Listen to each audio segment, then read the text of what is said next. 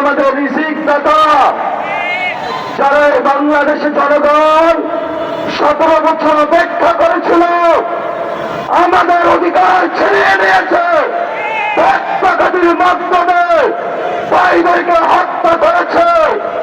আসাম মালিক তোমার মালিকের বিচারে আমরা বিচার রেখে গেলাম, তুমি তাদের দৃষ্টান্তমূলক শাস্তি বাংলার মাটিতে জনগণের সামনে করবে।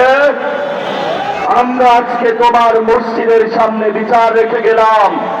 বাংলাদেশের মানুষ হতাশ হবেন না, লা তাহজান ইন্নাল্লাহা মা'না, আল্লাহ আমাদের সাথে আছেন, শক্তিমান, ভয় নাই।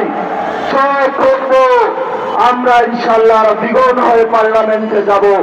সবাইকে আসসালাম, সবাই দোয়া রাখবেন। আসসালামু আলাইকুম।